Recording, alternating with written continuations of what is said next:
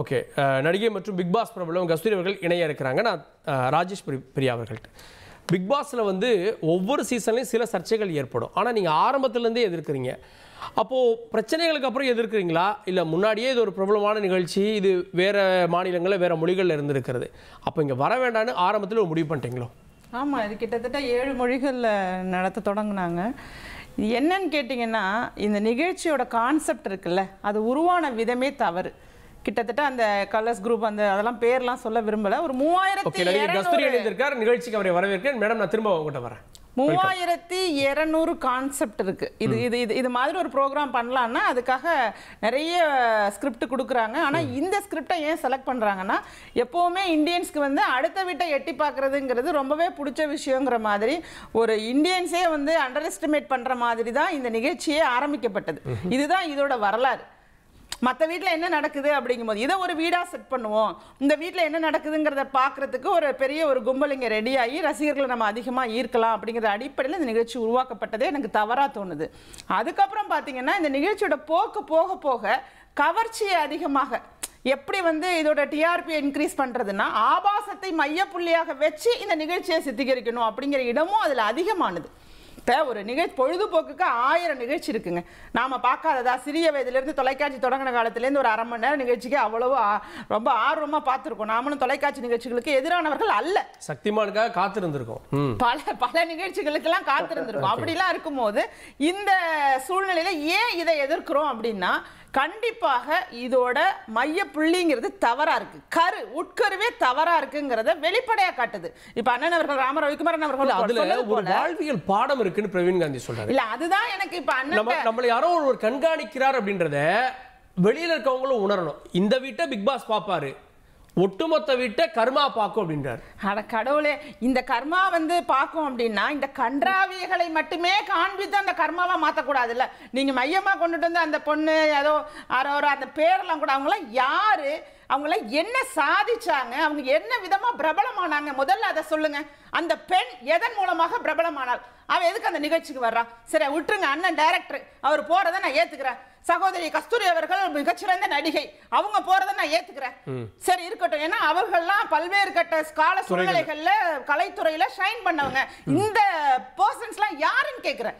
இவங்கெல்லாம் என்ன மாதிரியான பிரபலங்கள், எதற்காக இந்த நிகழ்ச்சிக்குள்ள தேர்வு செய்யப்பட்டாங்க, எதன் அடிப்படையில் தேர்வு செய்யப்பட்டாங்க, இவங்கள்ட்ட இந்த வாழ்வியலை கத்துக்கிறோம்னா அந்த வாழ்வியல் எவ்வளவு மோசமானதா இருக்கும் நினைச்சு பார்க்க முடியுமா?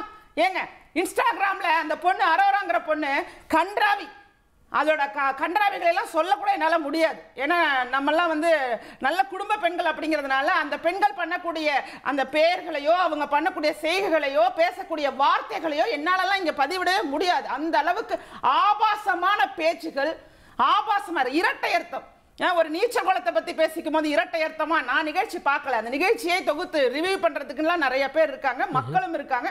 அவர்கள்ட்டேருந்து நான் கொஞ்சம் டேட்டா எடுத்துகிட்டு வந்தேன், என்னதான் நடக்குது. ஐயோ, ஒரு வாரத்திலேயே தாங்க முடியல மேடம், நாங்களாம் ரிவ்யூ பண்ணுறதே விட்டுலான் இருக்கோம். அவங்களுக்கு எதிராக வேல்முருகன் அவர்கள் போய் முற்றுகை போராட்டம் செய்தால் நாங்களும் கூட வரோங்கிறாங்க. இப்போ நான் அனைத்து மக்கள் அரசியல் கட்சியிலேருந்து நாங்களும் கூட வரோம். இது மாதிரியான ஒரு நிகழ்ச்சி தேவையே கிடையாது. இல்லை, அது மக்கள் பார்க்குறாங்க. என்னுடைய கேள்வி என்னன்னா, இந்த மக்கள் தான் யார் மேலே வரணும்னு ஓட்டு போடுறாங்க. யார் வர வேணாம்னு நினச்சா அவங்கள ஓட்டு போடாமல், இல்லை அவங்க தப்பாக இருக்காங்க அப்படின்னா ஓட்டு போடாங்க, அவங்கள எலிமினேட் பண்ண போகிறாங்க. ஸோ மக்கள் பார்த்துட்டே இருக்காங்களே, ஜட்ஜ் பண்ணிகிட்டே இருக்காங்களே. இதெல்லாம் என்ன விதமான ஆடியன்ஸுங்க இது? நீங்கள் ஜட்ஜ் பண்ணுறாங்க, யாரை செலக்ட் பண்ணுறாங்க, இதெல்லாம் சொல்கிறீங்க. முதல்ல அடிப்படையே தவறாக இருக்குல்ல. இந்த நிகழ்ச்சி ஒரு வீட்டில் குடும்பத்தோடு உட்காந்து பார்க்க முடியாத ஒரு கலாச்சார சீரழிவை ஏற்படுத்தக்கூடிய, எப்படி சொல்கிறது, நம்ம இங்கே தான் இருக்கோமா இல்லை மேலை நாடுகளில் இருக்கோமா? மேலை நாடுகளில் கூட இப்படிலாம் நிகழ்ச்சிகள் இப்போ ஒளிபரப்புறதை கூட குறைச்சிருப்பாங்க போல். அதை நீங்கள் தழுவி நீங்கள் நாகரிகம்ங்கிற பேரில் எவ்வளவோ தூரம் வந்துட்டு இருக்கோம். ஆனால் இது உச்சகட்டம். இந்த நிகழ்ச்சியை பார்க்க இளைஞர்களையோ மாணவர்களையோ அல்லது குடும்ப பெண்களையோ நீங்கள் யார் என்ன செட் ஆஃப் ஆடியன்ஸ் அதுக்கு இருக்காங்க? அப்போ அவங்களாம் யாரு? இவர்களுடைய புத்தி எப்படி போகும்? இந்த நிகழ்ச்சியை தொடர்ச்சியாக பார்த்துக்கிட்டே இருந்தாங்கன்னா, எனக்கு வெளியில் ஒரு பாய் ஃப்ரெண்ட் இருக்காங்க, இருந்தாலும் இங்கே ஒரு பாய் ஃப்ரெண்ட் டெம்பரரியாக வச்சுக்கிறேன், இது வார்த்தையா? இது என்ன வார்த்தை? எனக்கு அங்கே காதலன் இருக்கான், இருந்தாலும் இங்கே நான் உன்னை காதலிக்கிறேன். வந்து ஒரே வாரத்துக்குள்ளே காதல் வயப்படுறதும், ஒரே வாரத்துக்குள்ளே வந்து முத்த காட்சிகள்லேருந்து எல்லா காட்சிகளும் இங்கே இடம்பெறுவதற்கான வாய்ப்புகள் இருப்பதும், இது என்ன மாதிரி? இதுலேருந்து ஒரு வாழ்வியலை கற்றுக்கிட்டா அடுத்த தலைமுறையை ஆண்டவனால் கூட காப்பாற்ற முடியாது. இதுதான் அண்ணன் அவர்கள் பிரவீன் காஞ்சன் அவர்கள் சொல்லும் போதே என்னால சிரிப்பையும் அடக்க முடியல. ஏன்னா நீங்க கூட இந்த மாதிரி நீங்க போறது வேற, இவங்கெல்லாம் பண்றது வேற, நீங்க வேற விதமான கான்செப்ட்ல சொல்றீங்க. அதை நான் வந்து ஏத்துக்கலங்கிறது அடுத்த விஷயம். ஆனா இங்க நடக்கிற அசிங்கங்களை பார்த்துக்கிட்டு ஒரு தாய் கனியா, அந்த அம்மா பேரு, அவங்க 2 பெண் குழந்தைக்கு தாய், அவங்க கூட என்ன பண்றாங்களா, அங்க ஆபாசமாக பேசும்போது அதுக்கு இடைமறித்து கூட பேசாம அந்த பேச்சை ரசிப்பதாக நான் கேள்விப்படுறேன். அந்த ஆபாச பேச்சுகளை ரசிப்பதாக கேள்விப்படுறேன். அப்ப இதையெல்லாம் இந்த நிகழ்ச்சியுடைய சாராம்சம் என்ன? இவர் சொல்றாரு அவங்க அங்க உள்ள பர்சன்ஸ் தான் காரணம், போற 20 பேர் தான் பொறுப்புன்னு. எடிட் பண்ணலாமா இல்லையா? எடிட் பண்ண முடியுமா இல்லையா? நீங்க அப்படியே நீங்க எடிட் பண்ணி போட வேண்டியது. மெயின் நிகழ்ச்சி நீங்க பாக்குறது 1 மணி நேரம், லைவ்ல வந்து எடிட் பண்ணாமே பார்க்கலாம், ஃபுல்லா பார்க்கலாம். அதான் அதை முழுவதுமாகவும் பார்க்க விட்டுறீங்க. அதை எடிட் பண்றதுலயும் தேவையான அளவுக்கு என்ன ஆபாசம் தேவையோ அந்த நிகழ்ச்சியில இடம்பெறுது இல்ல, அதையும் சொல்றேன். நீங்க சுருக்கி போட்டாலும் அதுல எடிட் பண்றது இல்ல. கேப்போம் நடிகை கஸ்தூரி அவர்கள்ட்ட, மேடம் இது ஒரு அளவுக்கு மேல கவர்ச்சி அப்படின்றதும் எல்லை மீறி போகக்கூடிய அடல்ட் கண்டென்ட்டும் நிறைய வருது சமீபமா அப்படின்ற குற்றச்சாட்டுகள் பொது வெளியில வர தொடங்கிருச்சு, குறிப்பா இந்த சீசன்ல. ஸோ அப்போ கலாச்சாரம் பாதிக்கப்படுது அப்படின்றதுல அவங்களுடைய குரல் சரின்னு பார்க்கலையா? இல்ல பிக் பாஸ்ங்கிற கான்செப்டே நீங்க 9 வருஷம் முன்னாடி ஆரம்பிக்கும் போதே அது கலாச்சார சீரழிவுதாங்க. ஆனா ஏதோ கொஞ்சம் கொஞ்சமா கொடுத்ததுனால நம்மளுக்கு தெரியல. உண்மையா சொல்ல போனா நானும் போயிருந்தேன்ல ஒரு தரம். நல்ல காலமா ஒரு 2 வாரத்துக்கு மேல அன்சகிக்கபிளா இருந்தது. நம்ம வெளியே வந்துட்டோம். அப்போலாம் வந்து ரொம்ப பாவமா இருக்கும்.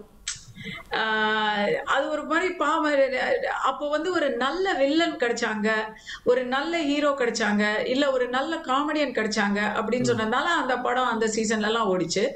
முக்கியமா நல்ல நரேட்டர் கமல் சார் வந்து அவர் புக்கு படிக்கிறத பத்திலாம் ஏதோ அவர் வந்து ஓரளவுக்கு இன்புட்லாம் கொடுத்து அதை பண்ணிட்டு இருந்தாரு. அதனால அப்பெல்லாம் ஓடிச்சு. இப்போ வந்து 9 சீசன் ஆயிடுச்சு இல்லைங்களா? 9 சீசன் ஆனதுக்கு அப்புறம் நல்ல செலிபிரிட்டிஸும் யாரும் வர மாட்டேங்கிறாங்க. ஏதோ இன்ஃப்ளூயன்சர்ஸை வச்சுதான் வந்து they are filling up the roster. அப்படி இருக்கும் பொழுது நீங்க எதுக்காக பார்க்கணும்? உங்களுக்கு யாருன்னே இது வரைக்கும் தெரியாதவங்களை நீங்க எதுக்காக பார்க்கணும்? நம்பர் 1. ஃபேமிலி, ஒரு ஃபேமிலி ஆடியன்ஸ் எப்ப இருக்கும்? எல்லாம் ஃபேமிலி முழுக்க எல்லாருக்கும் தெரிஞ்சவங்க இருந்தாதாங்க அந்த நிகழ்ச்சியில ஃபேமிலி ஆடியன்ஸ் வந்து ஒரு கியூரியாசிட்டியில பார்ப்பாங்க. இப்ப வந்து இருக்கிற அந்த கண்டஸ்டன்ஸை பார்த்தீங்கன்னா எல்லாருமே வந்து ஒன்லி ஒரு young generation between 15 and 35 maximum, அந்த ஒரு யங்கர் டெமோகிராஃபிக்கு தெரிஞ்சவங்க மட்டும்தான் இருக்கிறாங்க.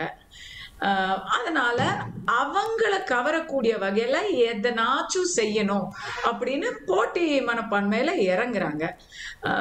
என்னை பொறுத்த வரைக்கும் என் வீட்டுல தொலைக்காட்சி பெட்டியே கிடையாது. நான் பிக் பாஸ்க்கு போனேன் இல்லையா, அப்ப கூட என் வீட்டுல தொலைக்காட்சி எல்லாம் கிடையாது. அப்ப நீ எதுக்காக போனேன்னு கேட்டீங்கன்னா, ஆமா சம்பளம் கொடுத்தாங்க, நாங்கெல்லாம் நடிகர்கள், அங்கேயும் போய் நடிச்சுட்டு வந்தோம், அவ்வளவுதான். இவ்வளவுதான் பிக் பாஸ். இல்ல நீங்க அங்க இல்ல மேடம், அங்க நீங்க நடிச்சீங்களா? பிரவீன் காந்தி அவர்கள் சொல்ற இந்த வாழ்க்கையியல், வாழ்வியல் அதெல்லாம் கத்துக்கிறதுக்கு வாழ்க்கையே இருக்கு. பிக் பாஸ்ல அதெல்லாம் கத்துக்கிறதுக்கு மேபி இந்த வாட்டி அவர் கத்துக்கிட்டாரோ என்னவோ. நாங்கெல்லாம் வந்து ஏதோ ஒரு அப்படி இல்ல. ஓகே, நிறைய மேனுஃபேக்சர்ட் கண்டென்ட் தான் இருக்கும். அதை மேனுஃபேக்சர் பண்ணுங்க அப்படின்னு ஊக்கப்படுத்துவாங்க, அப்படி செய்யாதவங்கள அனுப்பிச்சிருவாங்க, அப்படிதான் அது. ஓகே, இப்போ அந்த மாதிரி கண்டென்ட் கொடுக்கறதுக்கு ஆள் இல்ல, ஒரு வில்லன் இல்ல, ஒரு ஹீரோ இல்ல, ஒரு காமெடியன் இல்லன்னு சொன்னா வேற என்ன இருக்குன்னு பார்த்தா அங்க இந்த ஆரோரா போன்றவர்கள் தான் இருக்கிறாங்க போல. என்கிட்ட டிவி இல்ல, நான் இந்த பிக் பாஸ் நிகழ்ச்சிய பாக்குறதும் இல்ல. எங்க வீட்டுல இதனால எந்த பிரச்சனையும் இல்ல. ஏற்கனவே பார்க்காத இந்த நிகழ்ச்சிய தமிழ்நாட்டுல ராஜேஷ் கூட ஒத்துக்குவாங்கன்னு நினைக்கிறேன். இந்த பிக் பாஸுக்கான மவுசு குறைஞ்சு போச்சுங்க. இப்பெல்லாம் பிக் பாஸ் எல்லாம் யாரு பாக்குறாங்க? முன்னாடி பார்த்த மாதிரி ஃபாலோ பண்றதுக்கு ஆளே இல்ல. அப்போ வேற எதையாவது செஞ்சு அந்த நிகழ்ச்சியை வித்துத்தானே ஆகணும். சோ எதுவும் இல்லைன்னா ஈஸியா செக்ஸ் செல்ஸ் அதை பண்ணிக்கிட்டு இருக்காங்க. ஒரு பொண்ணு உள்ள போய் எதோ பண்ணுது அப்படிங்கறத கேள்விப்படுறேன். அந்த பொண்ணு வெளியவும் அதை தான் பண்ணதா கேள்விப்படுறேன். அதனால அவங்க தங்களுடைய தொழில் அபிவிருத்திக்கு பிக் பாஸ் ஒரு விளம்பர மேடையா பயன்படுத்திக்கிட்டு இருக்காங்க. அத வந்து தடை செய்யணும்ன்ற கோரிக்கை சரிதானே மேடம்? எதுங்க? அப்ப தடை செய்யணும் பிக் பாஸ்ன்ற கோரிக்கை சரிதானே? ஏங்க இதுக்கு மேல இந்த நிகழ்ச்சி ஏற்கனவே வியூவர்ஷிப் கம்மி ஆயிடுச்சு. இந்த நிகழ்ச்சி வந்து என்னைக்குமே 9 மணி ராத்திரி போடுற நிகழ்ச்சி ஒரு ஃபேமிலி நிகழ்ச்சியோ குழந்தைகள் நிகழ்ச்சியோ இல்ல. இதை எதுக்குங்க குடும்பத்துடன் பார்க்க முடியவில்லை, அதனால் தடை செய்யணும் வேல்முருகன் ஐயா சொல்லியிருக்காரு. ஃபர்ஸ்ட் நான் இதை சொல்றேன். வேல்முருகன் ஐயா சகோதரர் வேல்முருகன் அவர்கள் மதுவுக்கு எதிராக நிறைய போராட்டம் பண்ணியிருக்காரு. இன்னைக்கு இந்த சமூகத்துல எதெல்லாம் தவறுன்னு நினைக்கிறாரோ அந்த தீமைகளுக்கு எதிராக அவர் வந்து எப்பவுமே குரல் கொடுக்கிறாரு. அதை வந்து நம்ம மதிக்கிறோம், பாராட்டுறோம். பட் பிக் பாஸை எதிர்த்து நீங்க போராடினீங்கன்னா விஜய் டிவி மென்டாலிட்டி நான் சொல்றேன், அங்க இந்த நிகழ்ச்சிக்கு பின்னாடி இருக்கிறவங்க அத்தனை பேரையும் எனக்கு தெரியும். இதுக்கெல்லாம் எதிர்த்து நீங்க போராடினீங்கன்னா லட்டு திங்கிற மாதிரி அவங்களுக்கு ஃப்ரீ பப்ளிசிட்டி. இத்தனை நாள் யாரும் பார்க்காதவங்க எல்லாம் போய் அதை பார்ப்பாங்க, அவங்களுக்கு அதுதான் வேணும். இத பத்தி இனிமே அவங்க வயசுக்கு வந்தா என்ன, வயசுக்கு வராட்டி என்னங்க, இந்த நிகழ்ச்சி நடந்தா என்ன, தடை பண்ணா என்னங்க? 9 சீசன்ஸ்க்கு அப்புறம் நிஜமா கேட்போம்.